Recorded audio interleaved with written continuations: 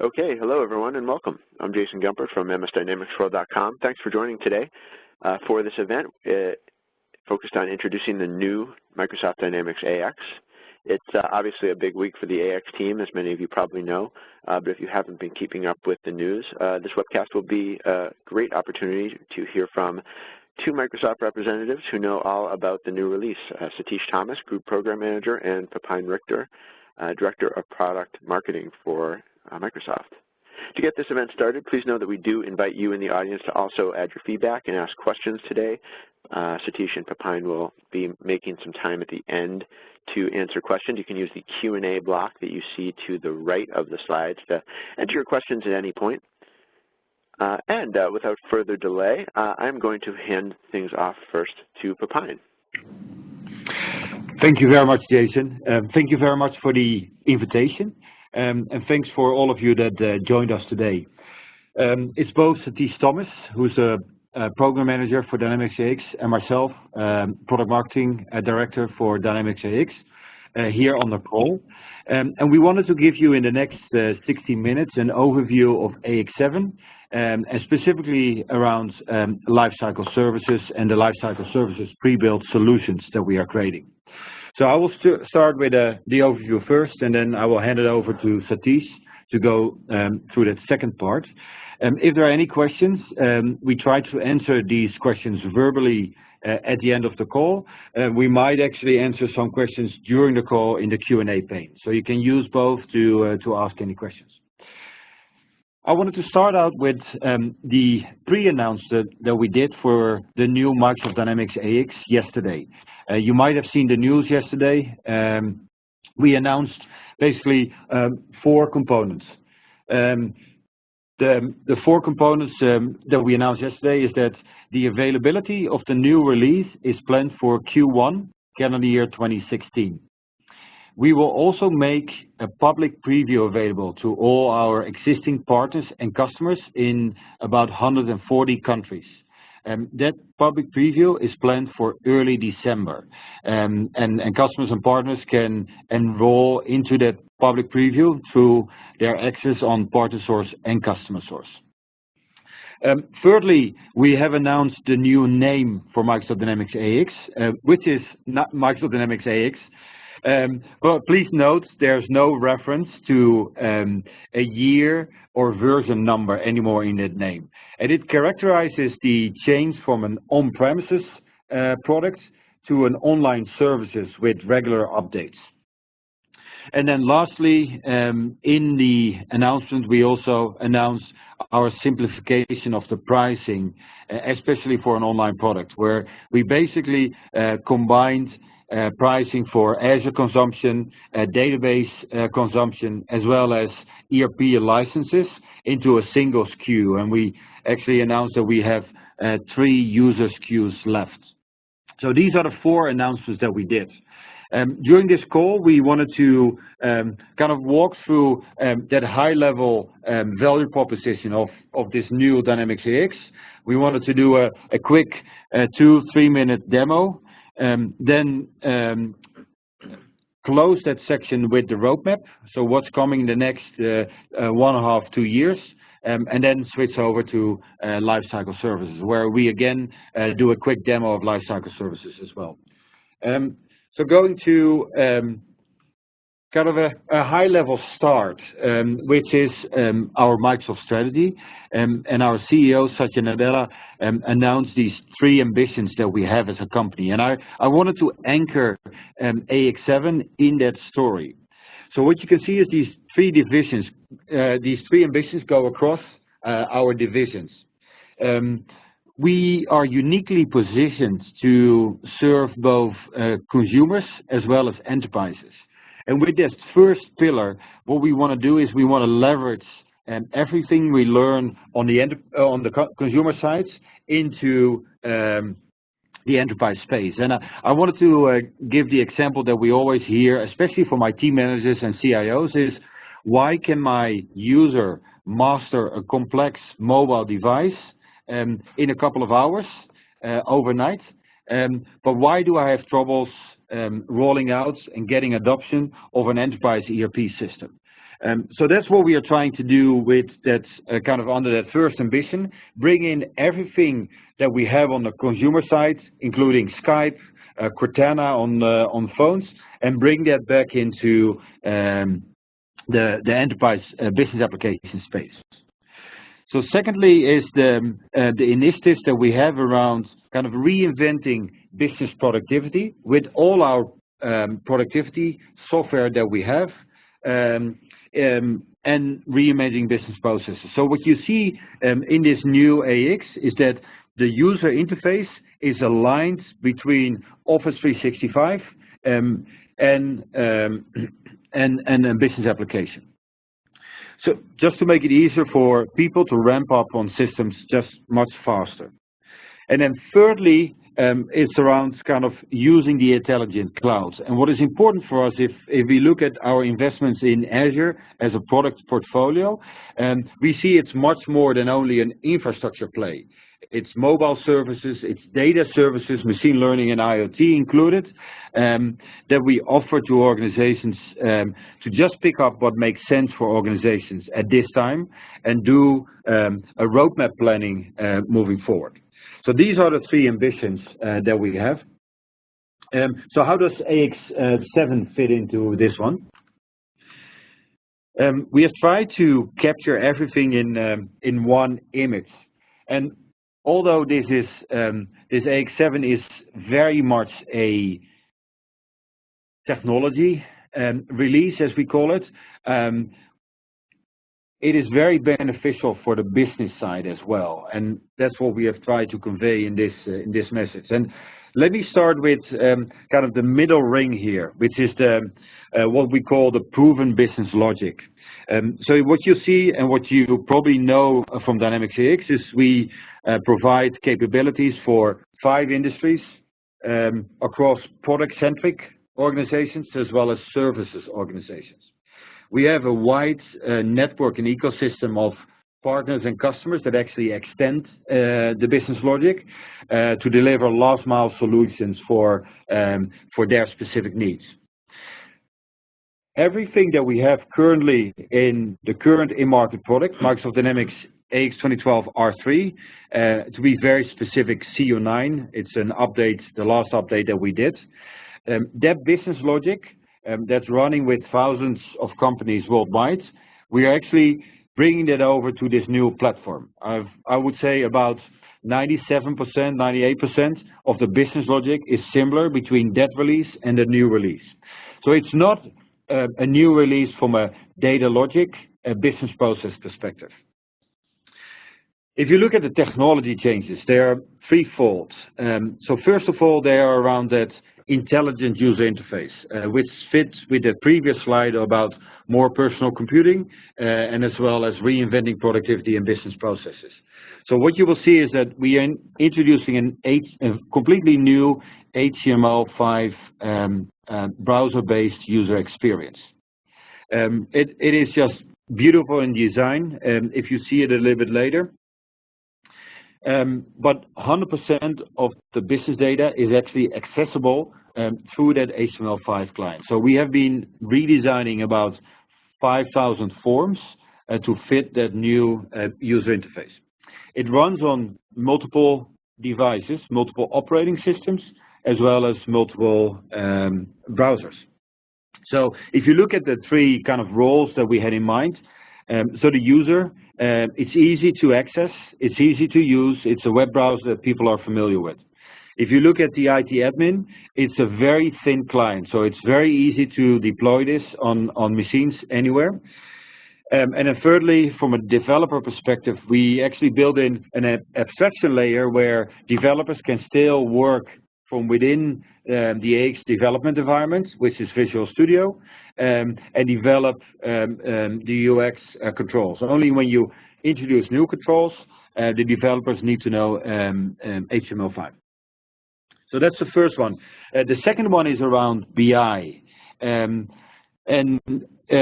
you look at BI, we have introduced the integration with Power BI in previous versions already, and we are taking it a step further with this release. So first of all, we are shipping 4 content packs out of the box that are available on powerbi.com. And one for the financial manager, the CFO, one for the practice manager within kind of services industries, one for retail, and then a third one in manufacturing, especially around cost management. So these are ready-to-go content packs, but of course, content packs can be extended by partners and customers. The nice thing about Power BI is that it is easy to visualize data and to drill into data, but it's also nice that you can pin these Power BI graphs directly to the forms in the user interface. And I will do a quick demo about that a little bit later. Then secondly, we are taking advantage of the in-memory BI capabilities of SQL. So what we will see is that the data cubes will be replaced with the in-memory BI capabilities in this second release. And then thirdly, what I wanted to stress is the ability to integrate data services from externally with historical data in the ERP. So things like forecasting or product recommendations on, for instance, websites can be done with a combination of clickstream analysis outside the ERP and the historical sales from that customer from in the system. So what we will do is we will do a technology, a platform release for this integration first, and then in the next updates you can expect these out-of-the-box business process scenarios like product recommendations and forecasting from us as well. And then thirdly, we were introducing a new integration platform in this release.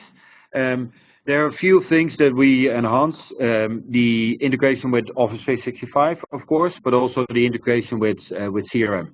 And again, both from a technology integration, and then in later updates, you will see end-to-end business scenarios being released as part of that. So that's kind of in a nutshell everything for this for the user interface. Secondly, there is the power of the cloud. So we are releasing this release on the public cloud first, Microsoft Azure, to be run in our data centers worldwide. We will start with all the kind of the public data centers. The sovereign clouds will follow in the later updates. And these sovereign clouds are, for instance, the G clouds here in the US and in some other parts of the world. But it could also be the announcement that we did around the data centers in China, UK, and Germany. But these will come in later. It's first kind of the public data centers. And then 6 to 9 months later, we plan to release a private cloud version, so an on-premises cloud version. And we are using the Azure Fabric to have consistency in technology between the public cloud as well as the private cloud. So it runs with Windows Server, System Center, as well as the Azure Stack on-premises. Again, consistency in business logic between the applications. So if you have multiple instances, you can basically choose to deploy your AX implementations either on a public cloud or on a private cloud. So you can actually plan your journey to the clouds and determine which business processes should go to the cloud first. And then the third part in this slide is lifecycle services. And many of you might have seen lifecycle services before, but with this release, we are taking it to a next level. So it's truly the application lifecycle management tool sets in the context of business processes. And Satish will dive into a little bit more, but it goes all the way from discovery to designing, developing, and operating the solution. And there is a significant change that we are striving towards, because when Satish is going through lifecycle services, you will see that the notion of implementing ERP, business application software, is changing. So what we will build out is much more best practices in our library, but also best practices from partners and customers. And we are trying to automate these best practices. So the design experience is more of a onboarding, a validation experience, whether these best practices are matching your company's processes versus a from the ground up configuration process. And if you look at the deployment, so the deployment is fully automated. But a traditional deployment would mean people come on site, do software installation first, do software configuration after that, and then tweaking the system. What you will see do now is that a lot of the best practices are actually in lifecycle services. A lot of the validation and modeling takes place in lifecycle services before you even deploy the system, before you even deploy any configuration data, any master data. So we are changing it up, and you can do multiple deployments of the software. So that's the third one where we change the kind of the consumption of business application software, which is really nice. And we are seeing with customers, and we have one of these customers which is a characteristic to kind of a quick pace of change. Our partnership with the Lotus F1 team. Many of you that are based here might not be very familiar with the Formula One racing, but there are about 20 races. The Lotus team has about 2 cars running in these races, these 20 races, but they have about a 500 employee company, production company, supporting these 2 cars. And the pace of change is incredible with this organization, because they need to make manufacturing decisions between 2 races, which could be a week or 2 weeks apart. So what you see is that they have been changing to a very data-driven company. The car has about 200 sensors, and every lap it sends about 25 megabytes of information to kind of the engineers. And of course, the engineers make decisions based on the data during the race in a fraction of seconds. But then the manufacturing teams take that data to make decisions on manufacturing. And just to give you an example, they can, between these 2 races, they can make one big decision or multiple small decisions. And what they did in the past was only making decisions on impact on the race, but now with an ERP system fully connected to that data that comes from the car, they can also make these decisions based on their financial impacts. So if you look at these implementations that they are doing, Lotus is doing these quick sprints, and we are doing the implementations ourselves at the Lotus teams, but they are always 3 or 4 sprints ahead of us. So they started with finance, a quick implementation, then manufacturing, different parts, sequential schedules, then Power BI, machine learning, and now AX7. So lifecycle services plays a very important role in these quicker sprint implementations of software to get quicker value out of the systems quicker. So that's in a kind of enlarge the value proposition. This is a nice transition to kind of what we want to achieve with that. Can you build the slide? So the slide build is not working. Maybe we can go back. So I just wanted to summarize it. So what you see is the first set of activities that we are doing around investments in user interface and BI. They help with empowering people. It's people that need to propel businesses forward, and we want to make sure that we have all the information at the fingertips of people. The second one is, and apologies for the text, the build is not working.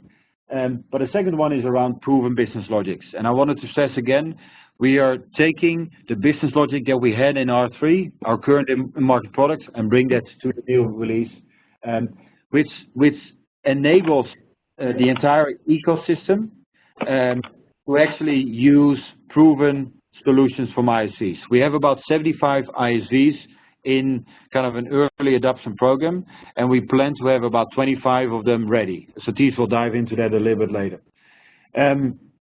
Then the third one is around kind of the cloud and making choices about what to bring to the cloud, and think through that in scenarios. It could also be just a machine learning scenario where you use data services from the cloud with your on-premises production environment. one of the easy step-ins we see is just having a dev test environment and training environments on the cloud. And then fourthly on this one, it's lifecycle services, and we dive into that a little bit more. So before going to the demo, this is kind of a product investment view that you see here. It has basically all the details that I went through in previous slides, but it has it a little bit arranged differently. So again, around that immersive experience, the two buckets, you see what the investments are there. I think I covered them all. I will show the workshop spaces in the demo. If you look at the Azure clouds, you can see the investments that we did around the cloud and application lifecycle services here. Then the integration platform, I covered that, and the developer experience, that one I didn't spend a lot of time on. So maybe a few words. For those of you that know our current development environment, Morphix, we will deprecate that in this release. We believe that Visual Studio is a much more mature development environment. So Visual Studio will be the only development environment for the new AX. I have to make a note is that X++ as a programming language will be one of these primary citizens of .NET. So your developer can still remain developing from X++. And that there's a lot of investments in continuous updates, and these might call that out. And then the last one is continuous updates. So because we are going to a more predictable, frequent schedule of updates, we also made a lot of investments in the update experience, making it easier to discover, again from lifecycle services, but also providing some merging tools to kind of lower the barrier of uptaking these updates, where we do merging advices for customers and partners to use some of these kind of code merge that we propose in the tool. So maybe with this, it might actually be good to do a quick demo. So let's take a look at the new AX, and I would love to share my screen. Okay. Jason, can you enable my my screen options? They are grayed out at the moment. Can you make me a presenter? Yes. Yeah, you should. Yep, works. All right. Yep, there's your screen. So I'm just refreshing the screen. So Jason, can you let me know when it comes up? Yeah, it is up now. We see the AX7 window. Cool, perfect. I just wanted to give you just a little glimpse to illustrate kind of that all up message. I'm just looking here. We don't see it on the schedule just yet. Jason, can you confirm that everybody can see the screen? I do see your screen. If anyone else wants to put a chat in there to let us know if you're seeing the screen too, but I think you're good, Pepijn. Because we have one of the yep, people are seeing it. People are seeing it? Perfect. Umran, I'm sorry, then it's you. So you see here the kind of the start screen of Oscar. So I logged in as Oscar, one of the personas, and this is the start screen that Oscar zooms in. You can see it. So this instance runs on a US data center. You can see I logged in through the browser. I'm using this in the browser. This is my Edge browser in private. What you will see on the screen is these are the workspaces from Oscar. And what we did is we evolved the role center concept to a workspace. And a workspace is a little bit more granular than a role center. The role center was designed for roles. This one is designed to complete certain activities end to end. So take, for instance, a month-end closing. The entire process is actually captured on one of these role centers. So if I take one of these, for instance, cost administration in this one, and it builds it up, So I need a little time to actually show it. What you see from left to right, it actually has all these activities here, but also the information. So if I want to see kind of these products and production schedules that have the highest variances, I can just pull it up here. What you see if I zoom to the right, or if I go to the right, you see that I have the charting capabilities of AX, and these to the left here are the charting capabilities that are built in AX, and you see that I have the top 10 production variances here. It actually allows me, if I click on one of these, it actually allows me to drill into this production order directly from that graph, as you can see. And you see it's a browser, so people can go back and forth just using the breadcrumb bars here on the top. But the nice thing is that what I can also do is I can actually open two windows. So if I click this little button here, it will actually open up a new window for me. And if I use the Windows arrow button when it's open, I can actually put the two windows side by side. Similar to what you could do in the Windows client, I can still use my my workspace on the left-hand side, and I can drill into the specific orders on the right-hand side. So let me close one of these windows again and make this one bigger. If I scroll to the right, what you will see is this actually is a Power BI graph. Again, on production variances by variance types. But what you will see here, add remove Power BI tiles, is that from every form in AX or every these workspaces, you can pin Power BI tiles back to these workspaces. So whenever you create graphs, visual elements in Power BI, what you will see is that you can pin them back to the forms here in AX. And so these are some of the content packs that we are delivering out of the box. I need to give it a little bit of time to actually build it up, but it's actually pulling the content packs from Power BI up here. And you see on the left-hand side, I have the various tabs, and on the right-hand side, the graphs will appear. It takes a while. It's building up the graphs right now. I might not wait for that because it just takes a little long. But I think I need to wait until this is done. I wanted to give you. Let me just navigate away from this one and go back to my my homepage. So it's bringing it up quickly here. So let me, while I have it, let me show. So whenever I click one, I can click OK, and I actually pin it back to this workspace. I'm close this out now to make sure that I go back to Dynamics AX. So this was the workspace concept. Let me see, there's another workspace concept, which is the employee self-service as an example. So Oscar can actually edit all kind of personal information here on the self-service. But you see one single screen for Oscar to actually do all these activities on a single screen. Again, to the left, you will see personal information. In the middle, you'll see most important courses, certificates, performance goals, and then you see some company information to the right-hand side as well. And what I can do is, if Oscar is interested in kind of open jobs in the organization, he can pull up all the open jobs in the information in his organization. You will see concepts that we had in 2012 that are still there. So this list page, you can see it's a very clean list page as we have. There's an app bar up here on the top.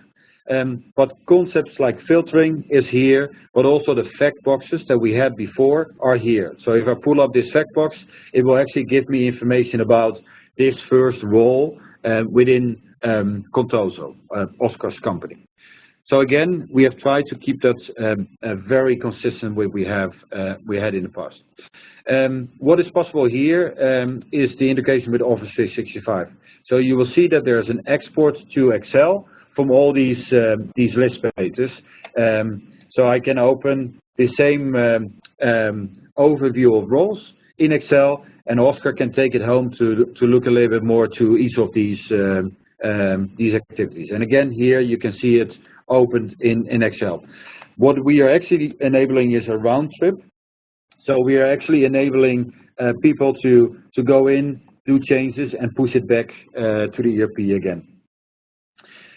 One of the things that we enable to make sure that that people ramp up on the system really quickly is the task recorder. And you probably know the task recorder from previous versions, but this one is enhanced even further. It provides kind of a guided experience in the product. And what people can do is they can take an easy recording of some of these processes. It's capturing the metadata and stored as an XML file, so it can be used in different occurrences. So it can be used for testing purposes, for documentation purposes in the business process modeler, and in this case, it can be used as kind of a best practice business process. So if Oscar is not doing these applications too often, he can actually pull up a task guide from a recording. And in this case, I just auto-saved a very simple one to the system. So what I can do is I can, from a library, I can take the job application and I can open that task guide. So it starts that guided experience now. And again, this is a really simple one. I started, you can see the process on the right hand side. Again, a simple step process, but the system will now guide me through it. So you see the activities, you see the guided experience here where I need to click. You can see it light up blue. If I go to the right to any other options, you can see these options are closed down. So the system is completely closed down to only follow this business process. So in this way, the users stay compliant, but also very productive for these tasks that they don't do often. I can always snap out of this. So if I stop this task recorder, I can close it, and what you will see when I close this down, all the options are available again. So these are some of the things that we make available for Oscar. What is nice that you see up here is also that the navigation. So let me use the hamburger menu here to the left. So you will see actually all these modules that we have available in AX, but the search option is actually a very nice way to search through the system. So if I search for cost administration, the workspace, it will actually bring up the cost administration workspace here, and I can navigate directly to that workspace using the search button. So this is the kind of a quick overview of the system. Just to give you a kind of a snapshot of it. I will stop sharing and let's go back to the presentation. I have one more slide, the roadmap slide, that I wanted to cover in the presentation. Yeah, I think so. We need to. Jason, can you hand over the control to Satish? Okay. Perfect. So, Jason, we're seeing another slide on there? Yeah, click on the tab up at near the top that says the new Microsoft Dynamics. There it is. Perfect. Nice, thank you. So I wanted to close with the overview with a brief update on the roadmap. Perfect. So I talked about the timeline. So preview available early December. We plan to have the first version of AX7 available in Q1 calendar year 2016. I already mentioned the deployment kind of phasing. So first public clouds, and then 6 to 9 months later, the private cloud. From an upgrade perspective, we are targeting new deployments first for that cloud. So we are making all the code migration tools available, especially for ISVs and partners that want to upgrade their solutions. The data upgrades experiences will come in about 9 to 12 months later. So for all new customers and existing customers that want to do a new deployment, this first release will be able to do that. If organizations expect kind of a guided migration from older versions like the AX 2009 version, or a guided upgrade for newer versions of 2012, from a data upgrade perspective, these tools will come in later. And then from a localization perspective, we have two pivots, one around languages. So the UI will be available in all the 40 plus languages that we support the UI in today. From day one, the country-specific capabilities to meet regulations in specific countries, these packages come in batches. So 16 in the first release. It's primarily North America, most of the Western European countries, and then 4 countries in APAC. And then in H2, we will ship another 18. Again, that's the rest of Europe, Central and Eastern Europe and Western Europe, and then the rest of APAC. There are 2 countries that lag behind a little bit, which is Russia and India. They are currently planned for H1 2017. So this is a quick update on the roadmap. And with that, I wanted to transition to Satish to dive deeper on lifecycle services and lifecycle services solutions. Cool. Thank you, Pepijn. So my name is Satish Thomas. I'm a group program manager in our platform team on the R&D side that kind of owns LCS and a lot of the core platform pieces. So today I'll be kind of talking through lifecycle services. So lifecycle services, like Pepijn mentioned, already exist for AX 2012, but we're kind of taking it to the next level, and we're continuing to expand the functionality in LCS across the full application lifecycle management of a Dynamics AX project. So if you look at the investments, the way we kind of measure success and the key value prop for lifecycle services is kind of threefold. One is time to kind of close a deal, which is essentially faster sales cycles.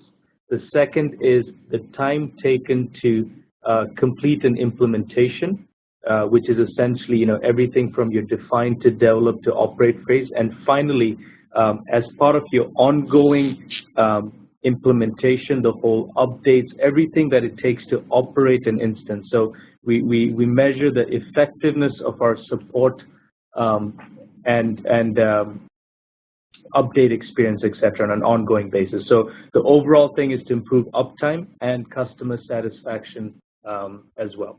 So again, just to frame it with AX 2012, today we have a lot of services around define, develop, operate, namely things like business process modeling, the code analysis tool, cloud-powered support diagnostics, and something that we're adding net new in AX7 is the whole ability to discover solutions that run on Dynamics AX as well.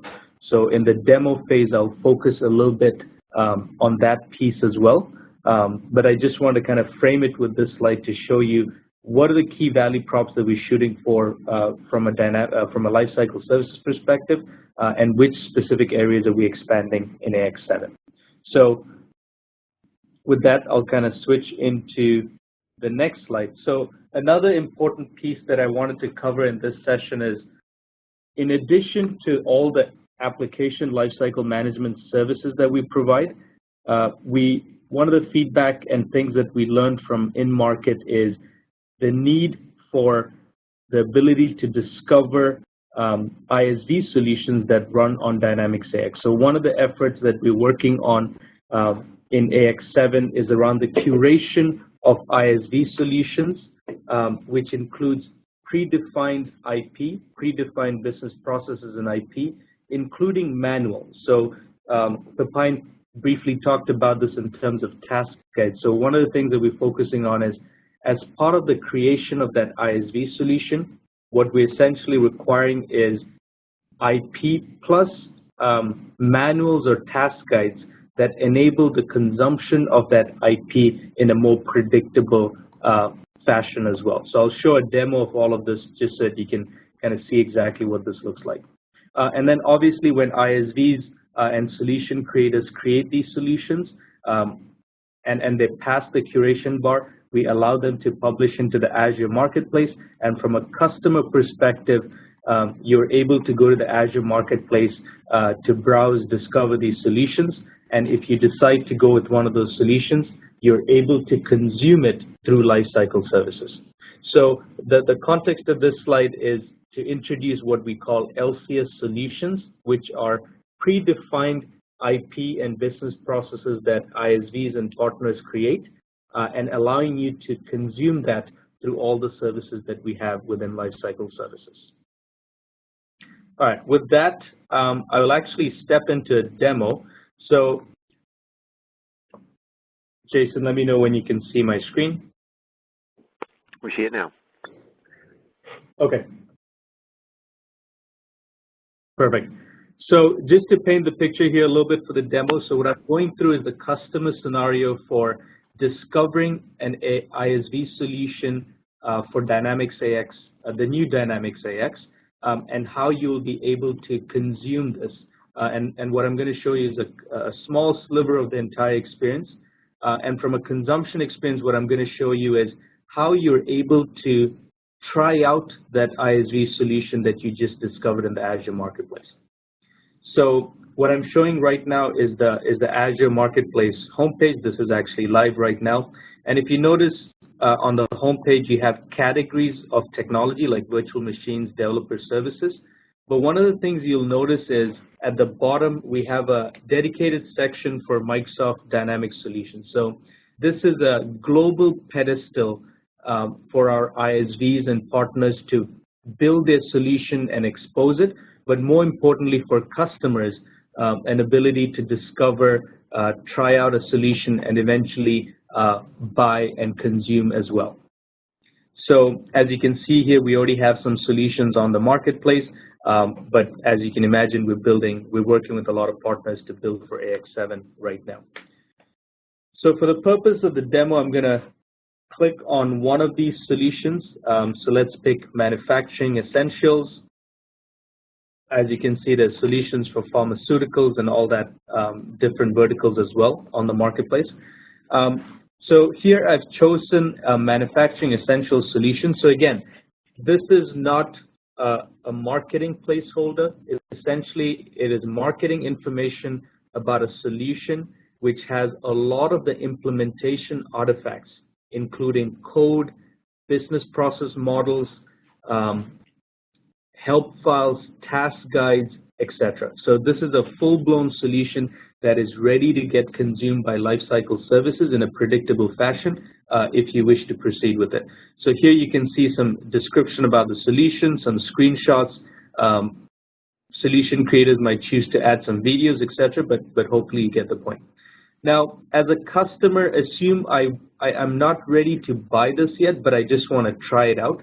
We will also have the ability for you to trigger ISV or a partner-led trial. What that means is you can request a trial from this page, at which point the ISV or the partner who created that solution will get a notification saying, hey, this customer would like to try out this solution.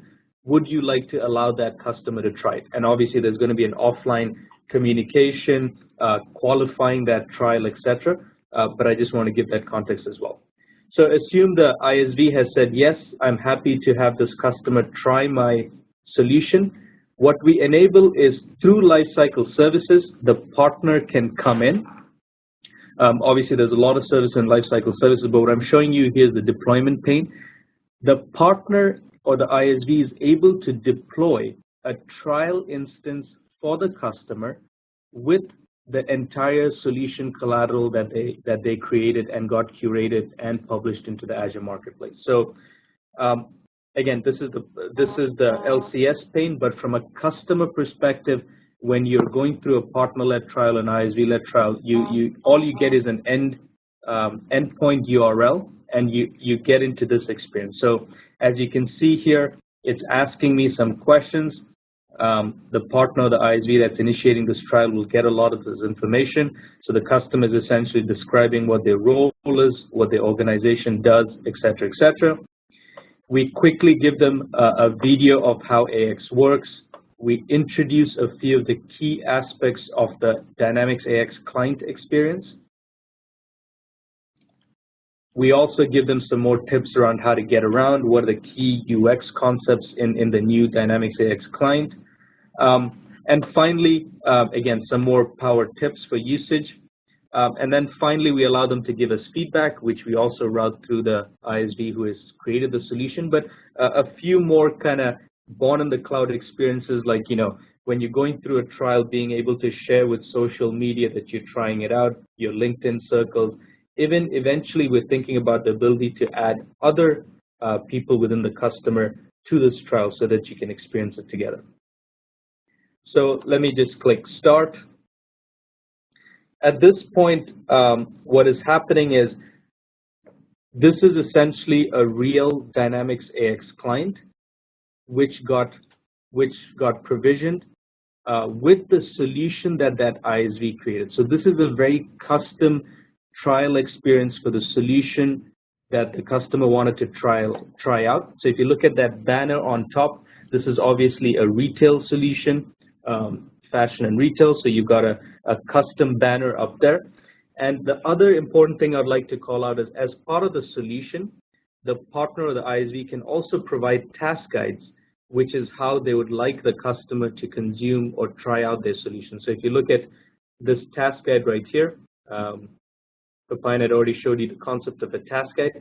This task guide is not a template one or a standard one from Dynamics AX. This is a task guide that the solution creator built specifically to show off their solution and guide the customer through it.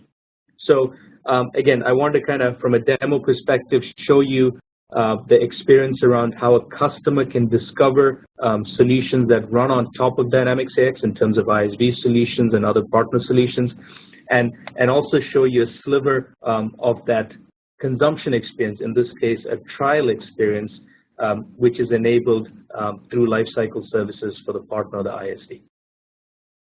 With that, I'm going to switch back into my slides. So Jason, let me know when you can see the slide again. Click on it. Okay, now we're seeing it. Yep. Okay, perfect. So again, one of the things that we are doing for the very first time in Dynamics AX7 or the new Dynamics AX is essentially the level of ISV readiness. So one of the things that we've invested a lot on is around the consumption experience. And one of the things that we understand is the diversity of ISV solutions, depending on what industry or region you're in, is super critical. So this is an effort that we're working on very closely with the over 50 ISV solutions right now in order to enable them to make it available and have it fully curated and published in the Azure Marketplace by the GA timeframe. So we're working with over 75. We have a certain target, but again, this will be what we like to call a record number of ISV solutions available for consumption when the new Dynamics AX comes to GA. So I've called out a few ISVs that are very actively working on it, but of course there's a lot more that my team and the R&D team is fully engaged with so that we can enable this migration and availability of these ISV solutions for AX7 from the get-go.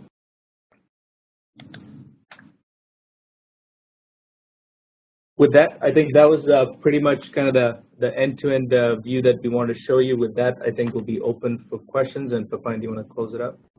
Yeah, let's go to questions. I think the last comment was good. I looked through the QA pane, and we found a couple of questions. One was around partner readiness, and that one ties nicely into your last comment. So yes, the question was, will partners be ready by 2017? They should definitely be. So this time we did the release a little bit different, as Satish mentioned. So for ISVs, we actually pulled ISVs into the engineering process much earlier than before. So that's the reason many of the ISV solutions will be ready at the time we release the product as well, or anytime soon after.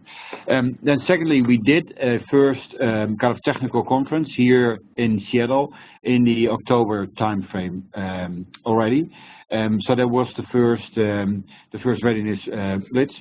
But we will continue to do these technical conference moving forward, with the first one for customers and partners planned in February of early 2016. So I think this time we have approached it very differently, and we are actually very early with the readiness of partners, and we have involved partners in the development process.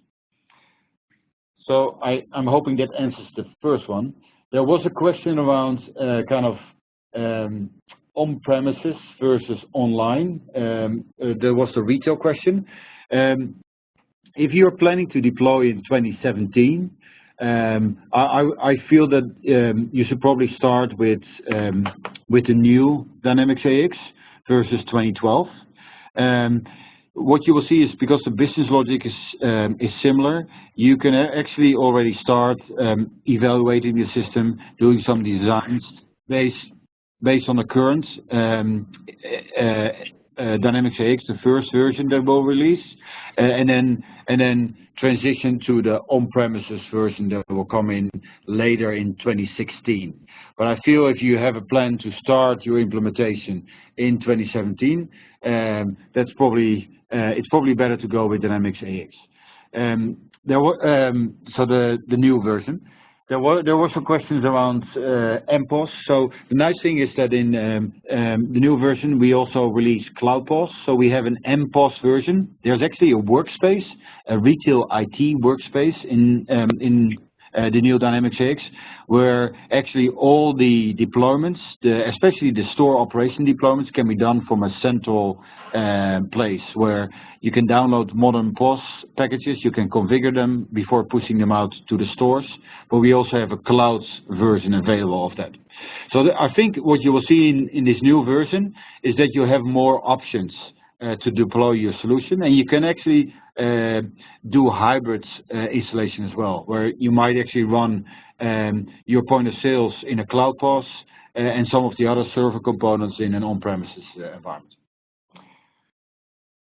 Then there was a question around the application integration framework, and yes, we will release a new framework. That framework is still based on kind of the data entity concept that we introduced in 2012. So we are extending that.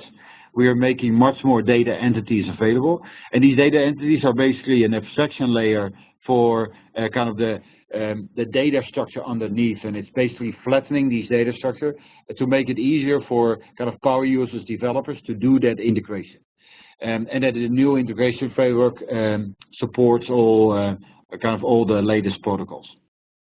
I think these were the questions that I got from the Q&A pane. Maybe can we open it for questions? So actually there's a lot more questions that I'm seeing, so kind of go through it a little bit rapid fire. Perfect.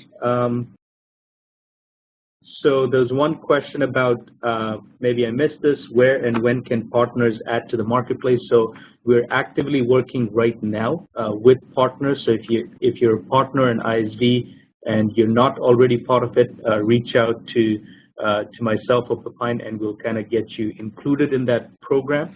But essentially it's a very hands-on technical and business workshops that we host, and there's definitely an investment if your company's looking to kind of get ready for AX7 as well by GA.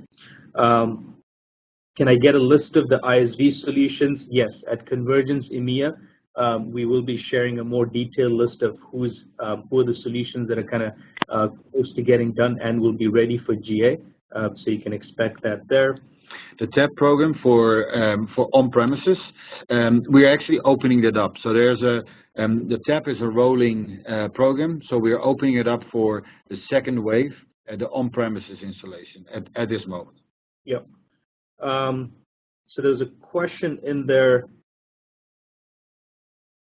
about what is the database size difference between R3 and AX7. I think just to frame that question a little bit, as we mentioned, the application between R3 CU9 and AX7 has primarily stayed constant. So if you look at the number of tables in the schema between AX7 and R3, it's pretty much the same. So in terms of notable database change related to that, it is minimal. There's a question about mobile. Any native mobile companion apps being deployed as early as GA. So our strategy is to use the universal app and to make that available. First, the current mobile apps that we have, they might be released later in next phase, but certainly not in the first phase. There's one more question on, is there any technical documentation available for partners on AX7? Yes, if you're not aware of the DLP, I think it's the Dynamics Learning Portal. They are specific topic pages related to AX7, and we are continuously adding technical documentation there as well. There's a question again on the public and private clouds. So this first release is public cloud only. Then with that on-premises deployment, we are adding the private clouds to it. So one of the questions is, should all Microsoft partners be up to speed on AX7 by Q4 of 2017? Yeah, we got that one. Okay. Cool. Satish, maybe there's a question for you. AX2012R3, a prerequisite to move to AX7? Yeah, so, right now for R1, data upgrade support is not there, but we're essentially kind of thinking through enabling upgrade thereafter. But you can assume that R3 is not going to be a prereq. We're going to support versions before that as well. However, if you're on R3, CU9, the schema changes are limited, so your upgrade process will be a lot more seamless than the older versions, as you guys might understand. There's one more question about, since it's web-based, is it possible to jump to specific screens in AX using a hyperlink from, say, a SharePoint page? So yes, so if you look at a lot of the forms that Pepijn demoed today, if you notice, for the technical folks on the call, you'll notice that those are deep URLs, so you can link directly into it. However, it is dependent on your auth as well. If you don't have the permissions to see it, you'll hit a wall. But if you have permissions and you share the deep links, yes, you will be able to access those specific forms. So, any some quick questions. Any customizations possible on Azure Cloud? Yes. So what you will see is that on the Azure Cloud you can bring in ISV solutions and make customizations. There was a question around the name. So the new name is Microsoft Dynamics AX. So not the new Microsoft Dynamics AX. I just wanted to stress that one. Satish, one for you here. Which Visual Studio versions can you use? 2015 or any other versions? 2015 is what is supported right now, but obviously as Visual Studio comes out with new versions, we will kind of keep up with that on short order as well. Okay, then the last question, is LCS a new version of SureStep? So LCS is very tightly coupled with the metadata in AX. We are actually embedding SureStep into the methodologies that you will see in AX. So you will see that we are using the methodologies and including them in LCS. So these two, the roadmaps, kind of morph into each other. Yep. So I see a lot more questions coming up, and I think we're coming up on 10 on the hour. But if anybody has questions that are short and want to follow up after the call, you can drop us an email or send me a tweet. I'm happy to answer. Satish Thomas is my handle. If it's short and sweet, I'll be happy to answer. Or enter additional questions here. If we don't have time for them today, we can capture them here in the environment and pass them along to Satish and Pepijn as well. Oh, perfect. Jason, that will work perfect. All right, great. So at that point, do you want to start wrapping up, guys? Yeah, I just wanted to thank everybody on the call for their time this morning. We are looking forward to work with you on AX7 or the new AX. And that was all. Thank you, Jason, for the invitation. Yep. Thank you very much. All right. Well, thank you so much for taking the time to do this. This was a really interesting and educational session. Obviously, a lot of interest from the audience here, a lot of questions to get through. Please do enter your questions. We'll leave the session open just so we can give you all a chance to get those questions in. We'll make sure Pepijn and Satish both see those questions after we close out today. There's also a quick survey that will come up as you close out today. We really appreciate any feedback you can give there about your experience in the event today. So with that, we are about ready to close out. Like I said, we'll end the recording and we'll keep the session open to let questions come in. And please be on the lookout for future events. We really appreciate having you today. That concludes today's event. Have a great day. Thank you.